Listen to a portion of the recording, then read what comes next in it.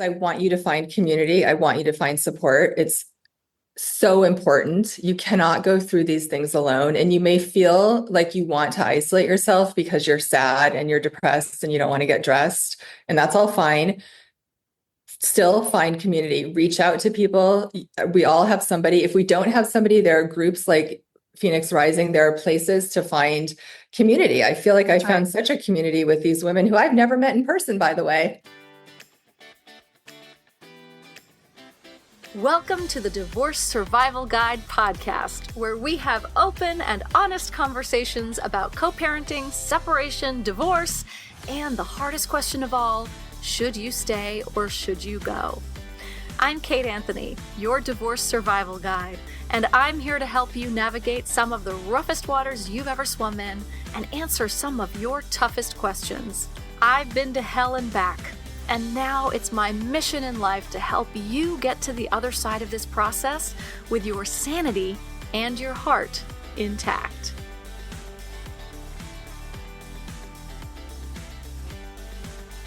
Hey everyone, welcome back. So I have a quick announcement, which is that starting next week, all of my podcasts will be available in video format. Not all of the ones in the past, but moving forward. So starting next week, if you go to my YouTube channel, you can actually watch the podcast recording if you so choose. I've never done this, partly because I'm so old school that I'm like, it's a podcast. It's not meant to be video. So there's that. I've been a little bit stubborn about that in the past, but also because most of you, I understand, I know, are listening in the car, on the go, in secret, while you're taking a walk, all of that kind of stuff. That being said, sort of algorithmically and marketability wise and all of those things, it has become increasingly important to have some video content on the YouTubes, whether you watch it or not. But if you do like watching YouTube, if you do like having the visual of, what I look like, what my guests look like, seeing us, if you're a more visual person and that helps you focus more on the content, starting next week, all of my podcast content will be available on my YouTube channel, which you can find under my name, Kate Anthony, or at Your Divorce Survival Guide. Really, if you just Google my name and YouTube, it'll come right up. And you can watch moving forward starting next week. So exciting times, I tell you, so exciting. And I'm kidding, you guys, it's not that exciting, but we got to do what we got to do. And also, there are people that do prefer, that do learn better and listen better when they can see. So there you go. To today's episode, I'm excited about this. So today I'm joined by a member of Phoenix Rising, a very long-time client and longtime member of Phoenix Rising, Kathy Gould. She is a holistic health coach, a personal trainer, a life coach, lactation consultant, and a current grad student finishing her second master's in marriage and family therapy. When I tell you that the women in Phoenix Rising are badasses, I fucking mean it.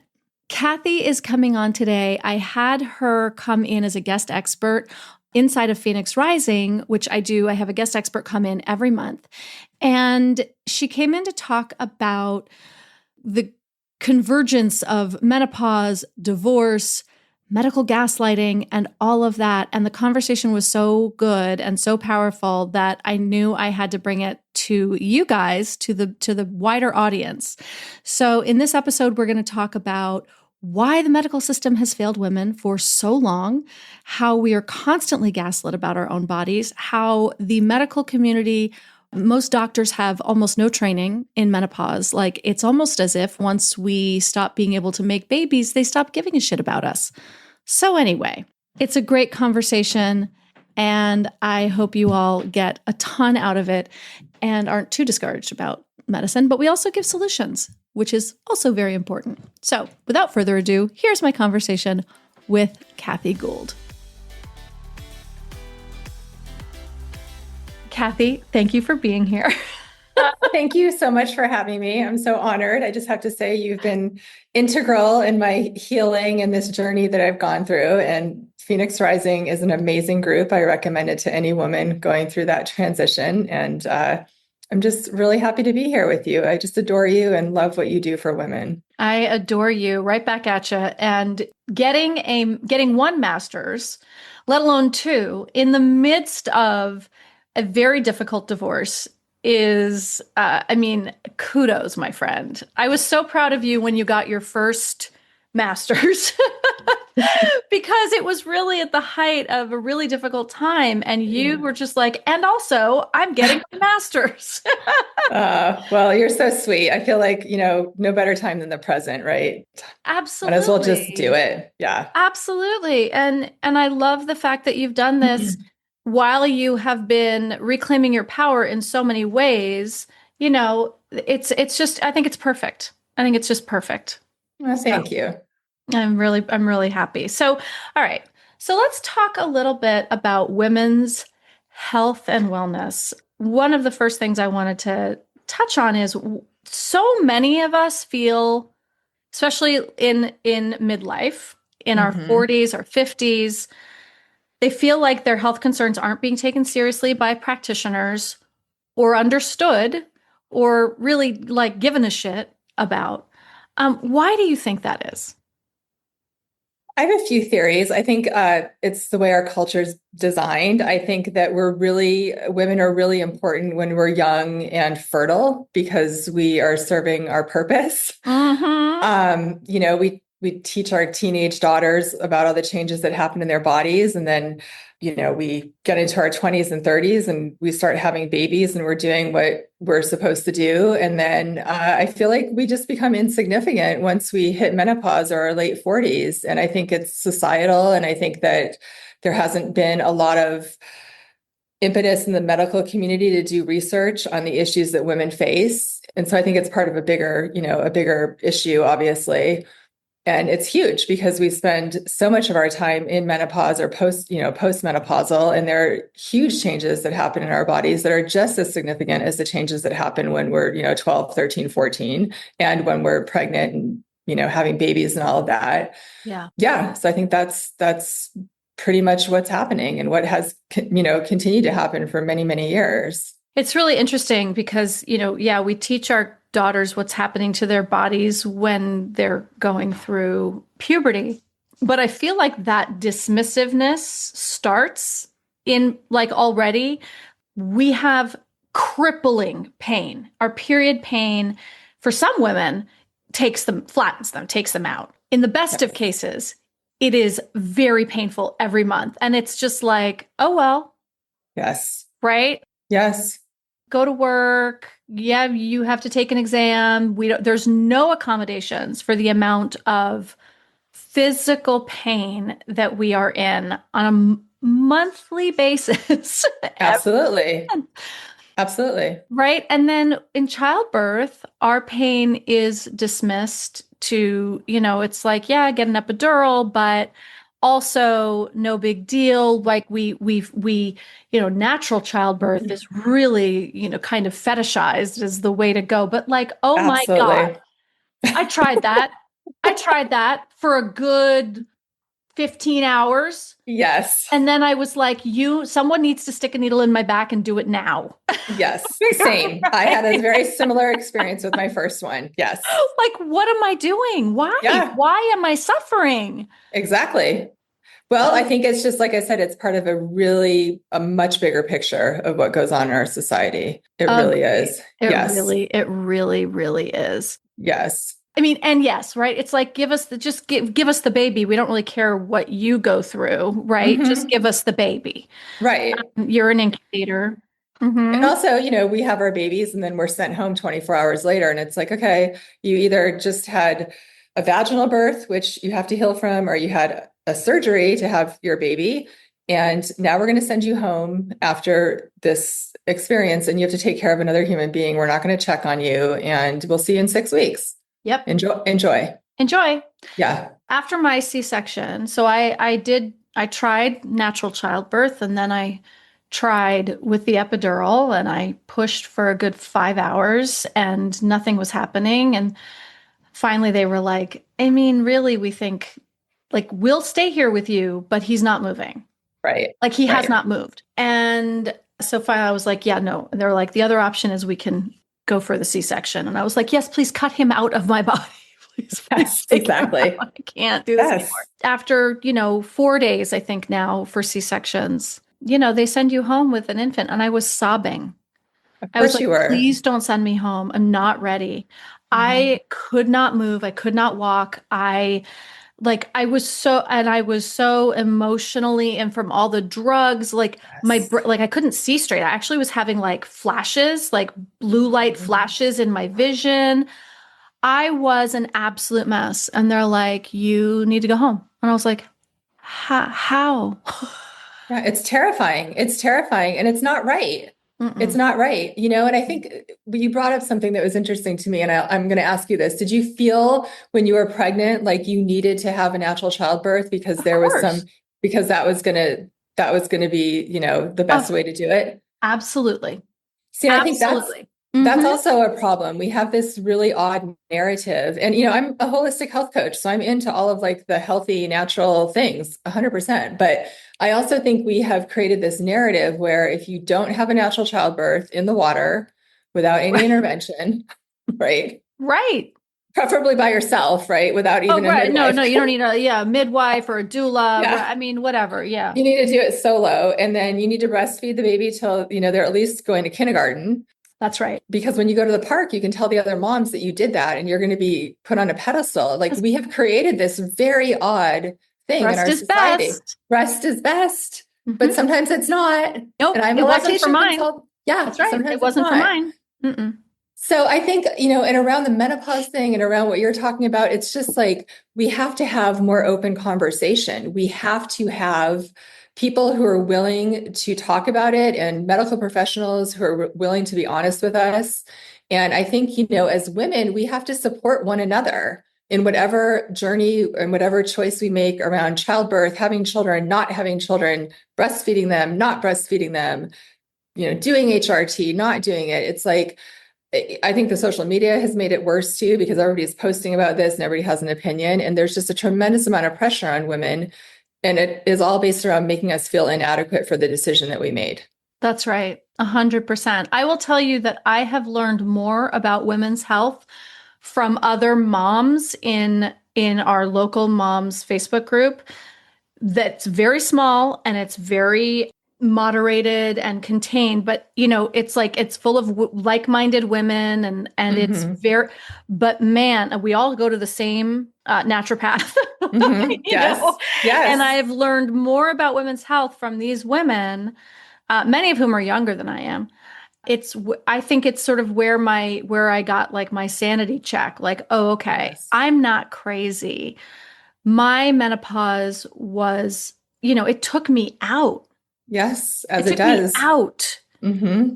for like almost 10 years and I didn't realize what the hell was going on. But, perimenopause is just like, well, that's the deal, you're in Mm-hmm. it. Welcome, and it's Yeah. like it's crippling. It's crippling, it's terrifying, it's isolating, and it's not the way you're supposed to live your life. And it doesn't have to be that way. That's right. I Yeah. was with some friends yesterday and we're all, late 40s, early 50s, and we were talking about this. And one of them said that she's been seeing the same doctor for many years. And she went to the doctor a couple of years ago, and the doctor was like 43 and kind of brushed her off and was like, no, no, no. Well, this year the doctor's 47. Oh. And guess what? The doctor's right there with her. And Uh-huh. now all of a sudden she's like, Oh. oh, maybe you want HRT, or maybe you need to do this, or Oh. maybe, and Mm-hmm. Thanks. it shouldn't be like that. But I do feel like, I've always been drawn to professionals who are in the same stage of life as I am around Mhm. health and mental health, because they don't understand. I mean, so much of that's experiential, kind of tagging along with what you said about where you learn it from the moms in the moms group because they're in Right. it with you. Right. Absolutely. Yeah. Absolutely. Yep. That's Yeah. so interesting to have. I mean, Yes. I feel this similarly about like my naturopath. She's, Yes. a mom of a similar age, right? I mean, Yes. And by the way, it shouldn't be that way. I think it's really interesting. It was always my assumption that when you go to like a gynecologist, that an OBGYN, somebody whose entire job is women's health, women's bodies, that there's actually very, very little training in menopause, let alone perimenopause, that's like so Yes. confusing. Hmm. They're not trained in it at all. And No. so they're just, their response to us when we go to them and we're like, I feel crazy, this is happening, that's happening. And they're like, oh yeah, that's just aging. Hmm. Yeah.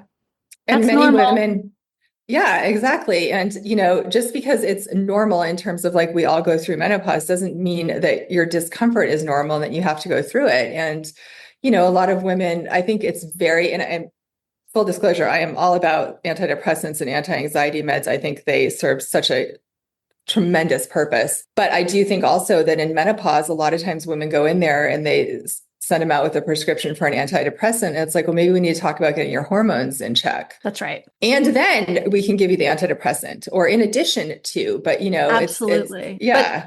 as somebody who has been on an antidepressant for many, many, many years, Yeah. it didn't do shit when I was going through peri and menopause. Didn't do shit. Right. And then I was like upping my dose because I was so full of crippling depression and I was such a mess. Mhm. And it didn't work until I finally went to my naturopath and my hormones were checked and I got on HRT, right? And also, I mean, let's talk about, I don't know how much, I'm sure you've researched this, so we can talk about this, right?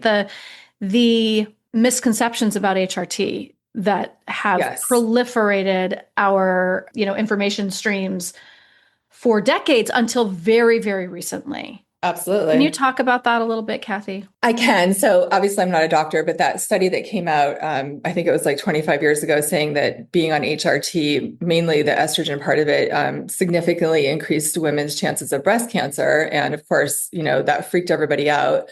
That was an unopposed study. So a lot of the study participants were either had the breast cancer gene or they were already high risk for another reason. And they also weren't given proper doses of progesterone. So if you're on estrogen, you need progesterone to balance it out because otherwise it will get out of, it'll become too high. And that can increase or impact breast cancer if you have a breast, if you're going to get or if you've had a breast cancer that was estrogen driven, which they are not all estrogen, they're Mm-hmm. not all hormonally driven.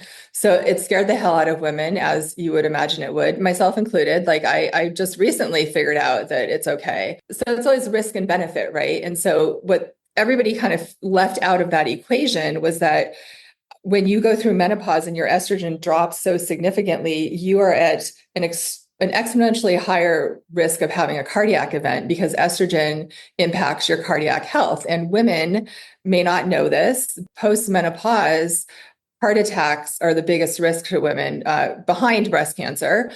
And a lot of that may have to do with the fact that a lot of women were choosing, at least historically in the past 25 years, not to take estrogen replacement therapy. And again, you have to talk to your doctor about it because if you are somebody who has a history of breast cancer or carries the BRCA gene, then it may not be the right thing for you. But if you don't have estrogen, you're at a higher risk of cardiac issues. You're at a higher risk of Alzheimer's and dementia. You're at a higher risk of osteoporosis.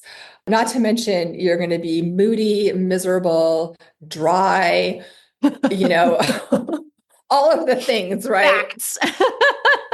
You're going to walk around with like this extra weight around you. I mean, the common complaint, every woman talks about this weight that you get around your middle. Well, a lot of that is hormonal.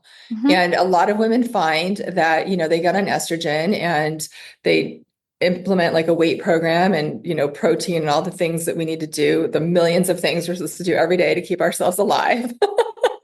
So Um, exhausting. it's exhausting to keep ourselves alive, but they find that they feel better if their hormones are not out of whack. And I think for so many women, we've spent our entire lives with our hormones out of whack. And oftentimes you get on HRT and it's the first time in your life that you've been balanced. listen, that was my experience. Yeah, exactly. I just want to say, like, all of the things. Also, so estrogen is the biggest source, that's the biggest anti-inflammatory in a Right. woman's body. Right. And when we're in menopause, we are no longer producing it. Exactly. This is also like from like an evolutionary standpoint, like we're supposed to be dead by now. Like we That's stopped right. producing it because we're not supposed to be doing it right? We're like, it's not a Right. thing, right? We're not Exactly. supposed to be alive. Our evolution hasn't quite caught up yet. So to the fact that like we're still here.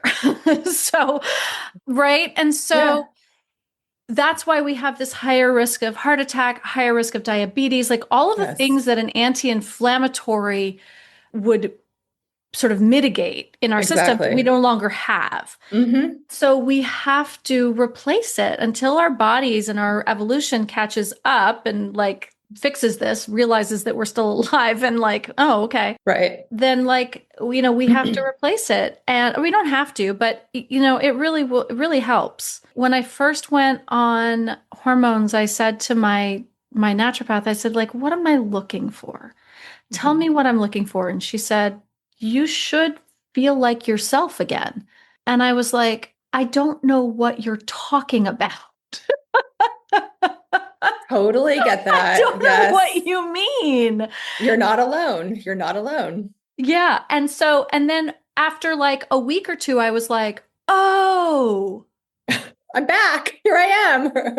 I'm back. I'm Yes. sleeping through the night. I am not Yes. covered in, I don't not having hot flashes and night sweats every, 30 seconds. My moods are regulated, Hmm. right? I'm on my Yes. antidepressant, but like I'm good. I'm like Yes. regulated. I mean, it was insane. But when she said that, I was like, I don't know what you're talking about. I haven't felt like myself in 10 years. And that's heartbreaking. That's heartbreaking because I feel like, I don't want to say you lost 10 years of your life because obviously you didn't, but they I were feel impacted in a significant way. absolutely. I And do we're kind not of feel supposed to like live like that. I Yeah. do feel like they were lost years for a variety of Yes. reasons. Hmm. 100%.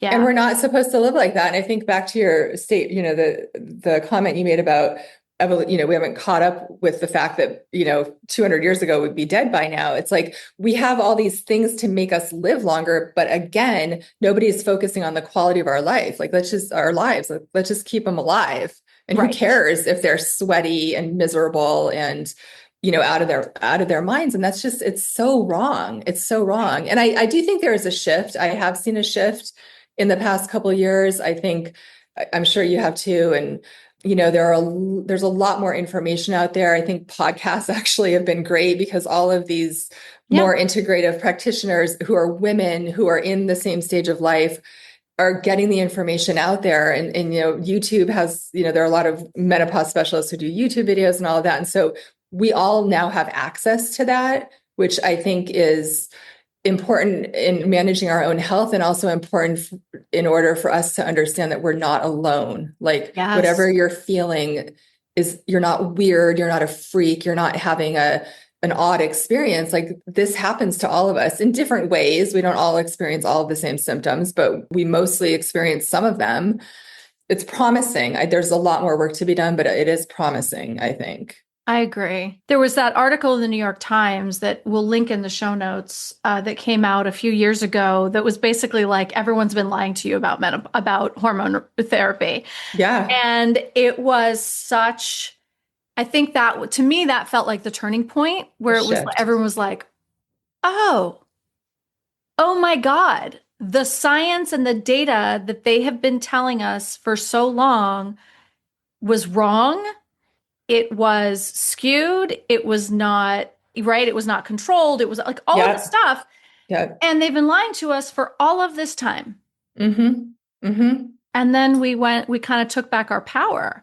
We did. We did. And I wonder if it were men that had been studied, if it would just all be different and Well, I mean, everything. Yeah. I think there's a line in that article that says if men had, broke out in a sweat every 20 minutes throughout the day, if they were putting on a hoodie and taking off a hoodie and putting on a hoodie and taking off a hoodie all day long, if they suddenly all collectively experienced erectile dysfunction, if they had half of the symptoms that we have, there would have been an international tribunal convened, and like billions of dollars would have been spent to study it.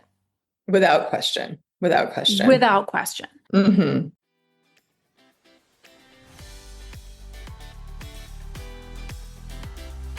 Are you feeling stuck, overwhelmed, or unsure about your next step in the divorce process? You don't have to do this alone, my love. If you're listening to this podcast, you already know that I am a pioneer in the divorce coaching industry, and that for over a decade, I've helped hundreds of women navigate some of the toughest decisions of their lives. Until recently, I only worked with clients in a long-term private capacity.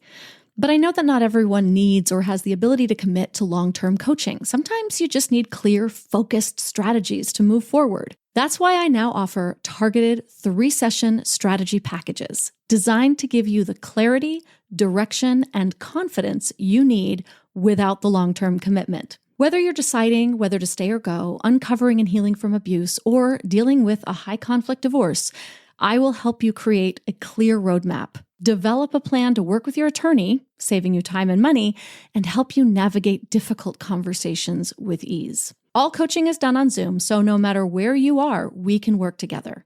No consultation call is needed. Just fill out a quick questionnaire and I'll get you all set up. Head on over to kateanthony.com/strategy and take the first step toward a stronger, more empowered future today. That's kateanthony.com/strategy. And I'll talk to you soon.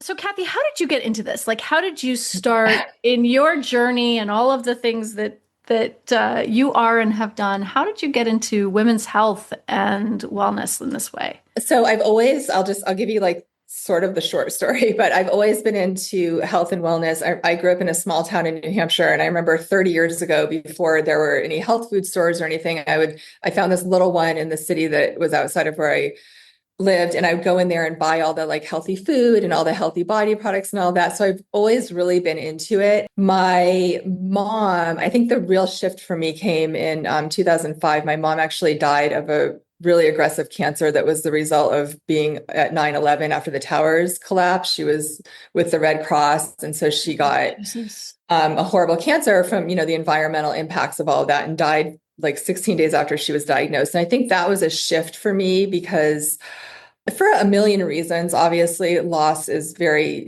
causes shifts in all of us. But when she was working at Ground Zero, when the towers collapsed, they were told that the air quality was safe and everything was okay. Right. They were lied to, as we all are.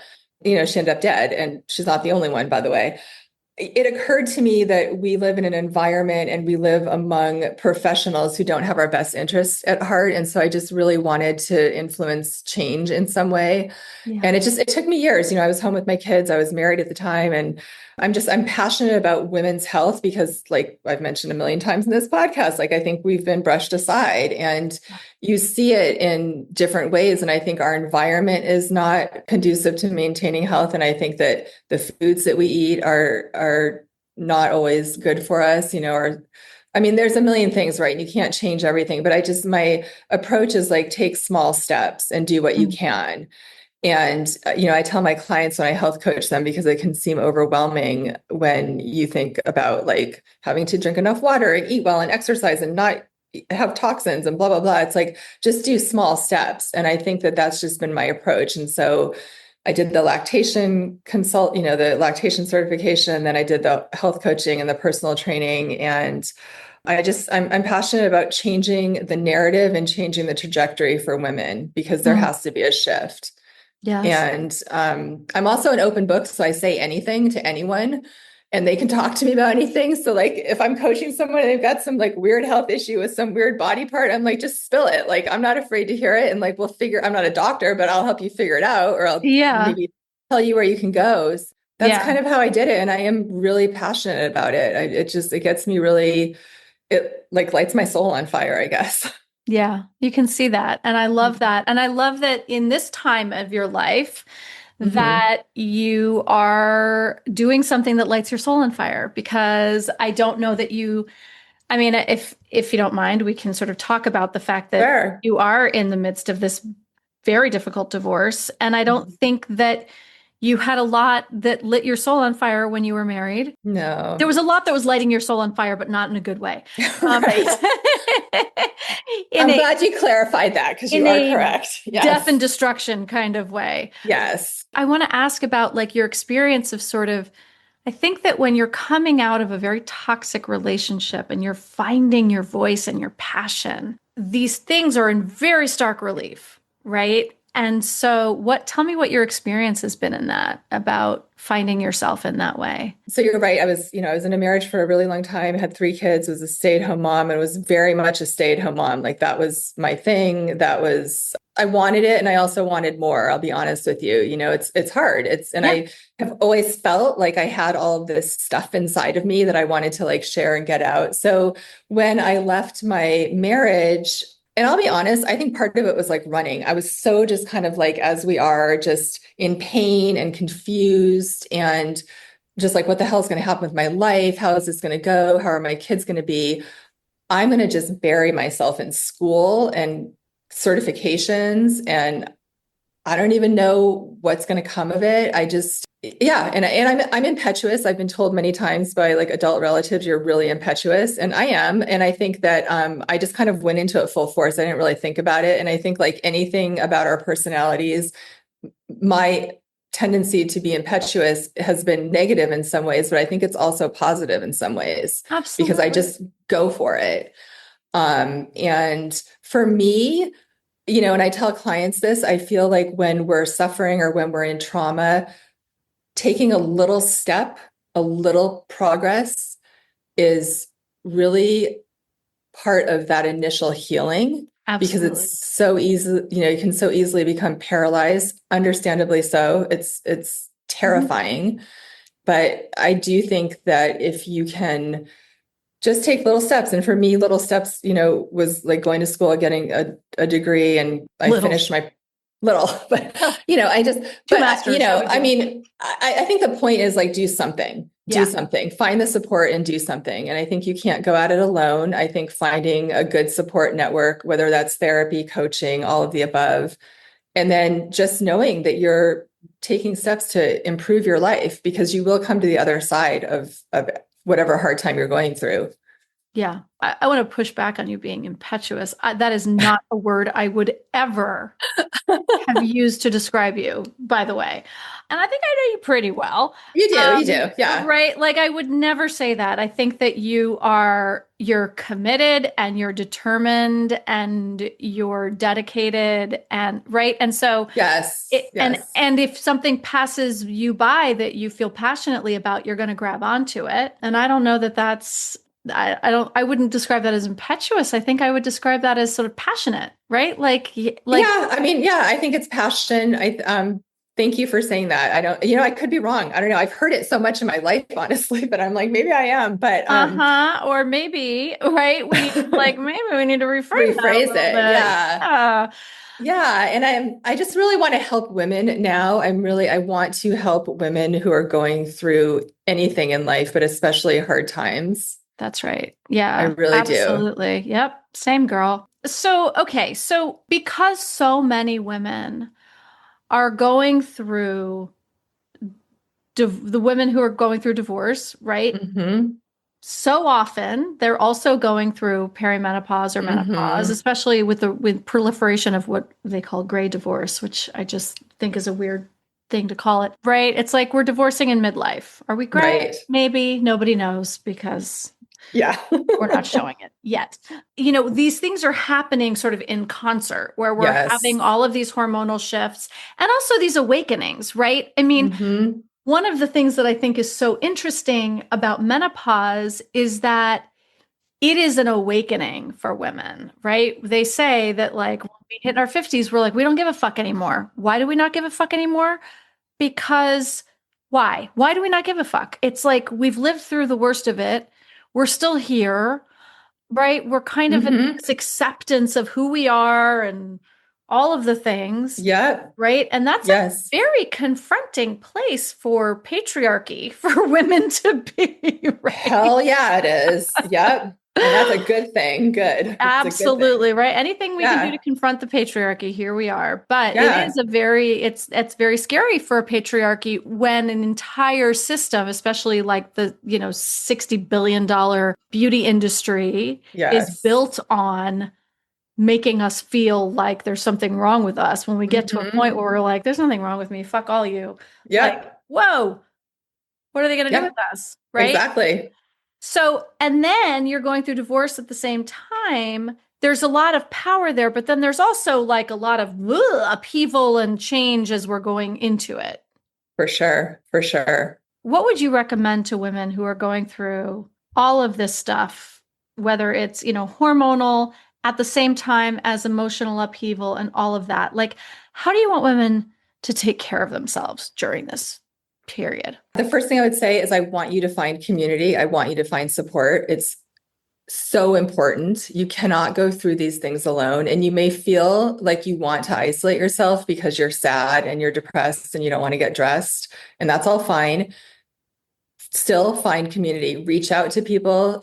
We all have somebody. If we don't have somebody, there are groups like Phoenix Rising. There are places to find community. I feel like I found such a community with these women who I've never met in person, by the way. And I would also say, my health coaching business is called From Within, and that's the name because I do believe that we all have within us the power to change our lives. If you've made the decision to step out of your marriage, or you've made the decision to change the dynamic of your relationship, or however that has played out, then you have the power to change the rest of your life and you have the power to get through it. Yeah. I think community is important. I think as far as like the physical stuff with menopause, find a practitioner who supports you and can help you navigate through those physical things, whatever that looks like for you. And, I'm talking about HRT because I'm an advocate of it. I'm not an advocate for everybody. We all have our own journey. You need to talk to your doctor and get a plan about what's best for you.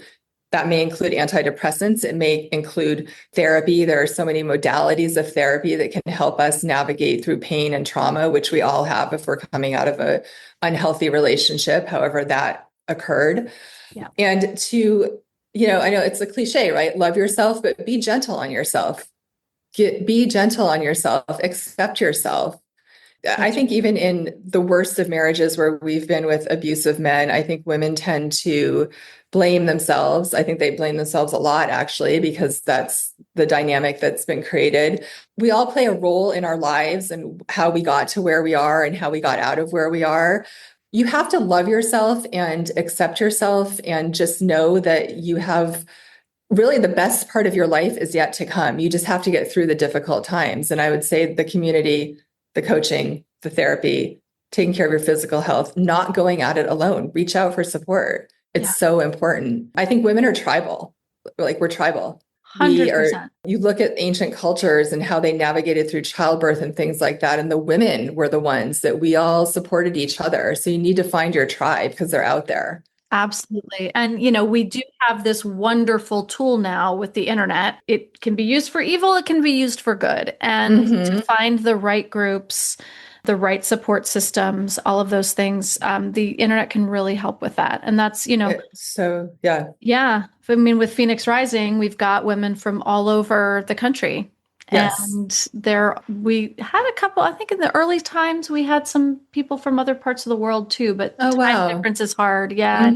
But it is absolutely possible to find your core group of people that are going to support you through this. And, I know a lot of women who say that like, oh, I'm just like a private person. I don't really want to share, and to people like I say, whether it's Phoenix Rising or not, right? Just show up. You don't have to talk. You don't have to share. You don't even have to turn your camera on.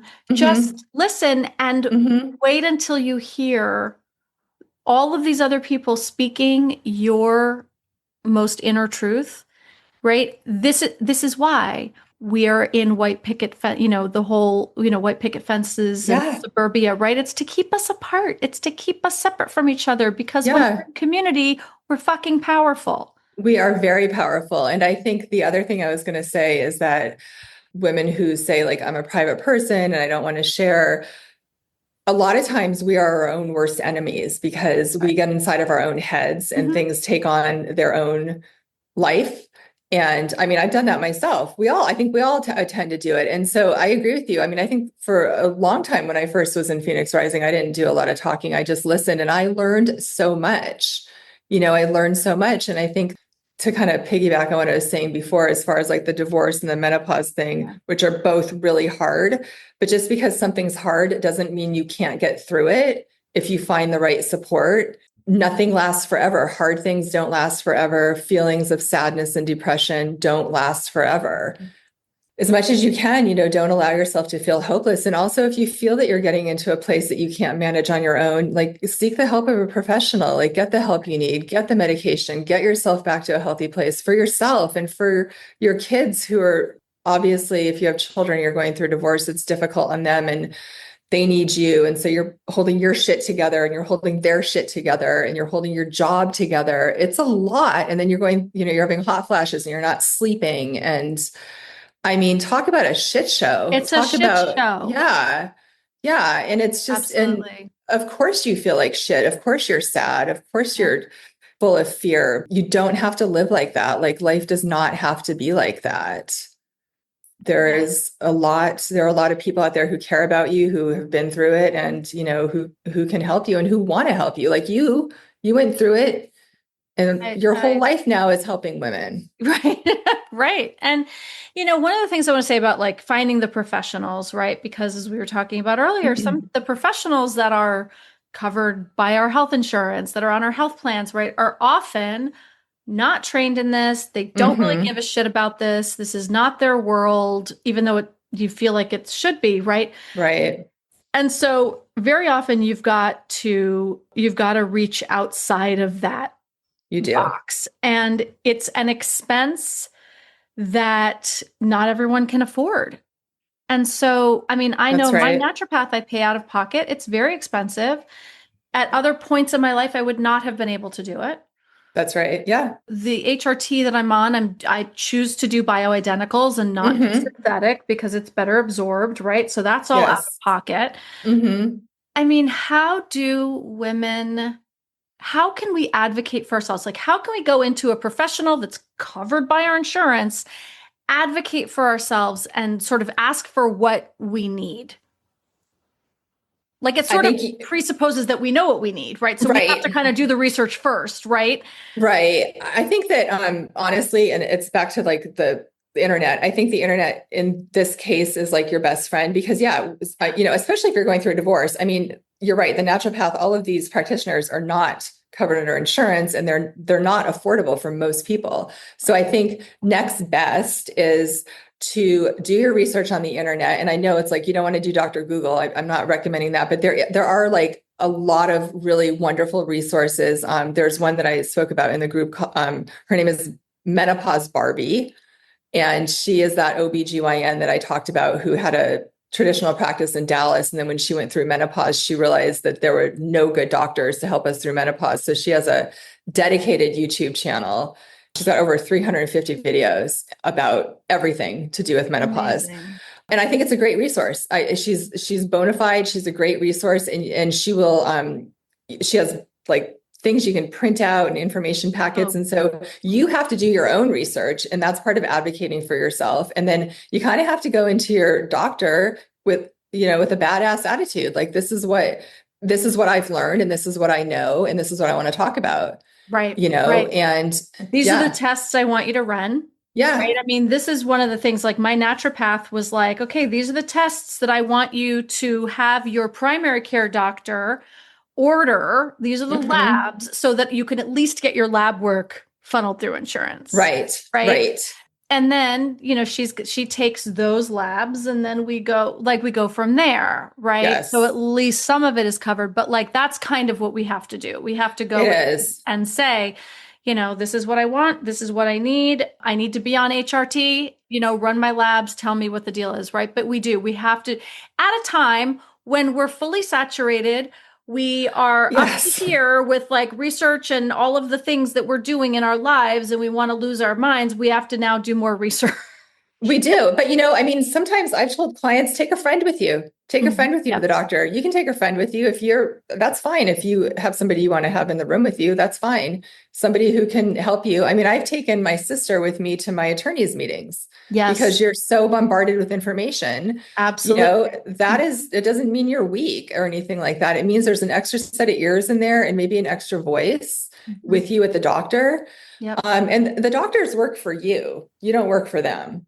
So at the end of the day, yeah, but it is hard. It's definitely hard. And I think the traditional medical system is not set up in a way that's conducive to women's health. Again, I think it's shifting. I think even some regular OBGYNs are shifting, but you're in and out in 8 minutes. The other thing I was going to say with the labs, and you probably know this, but when you get your labs drawn, by a traditional doctor, as long as your numbers are within normal range, then you're good to go. They're going to tell you you're good to go, but you might be on the very low end of normal for, say, like your iron, and that can impact you and give you the symptoms of anemia. So that's the kind of stuff that a functional medicine practitioner really looks at in an in-depth way and can help you. And I think we all have to do what we can do with the resources that we have without making ourselves crazier. And keep talking about it. Right. Yeah. The more we talk about it with each other, the more we educate each other, the more educated the next generation is going to be. And the Yes. more we are squeaky wheels about our own health, the more the system is going to be forced to change. Absolutely. Absolutely. And, I have a 14-year-old daughter, and I'm hopeful that by the time that she's at this stage of life, it'll be a much different landscape for her. Absolutely. And it will be partly because she has you to talk to about these things and to guide her through them. When I was her age, I had a severe hormonal imbalance. Oh my gosh. And it wasn't diagnosed until I was in my 20s.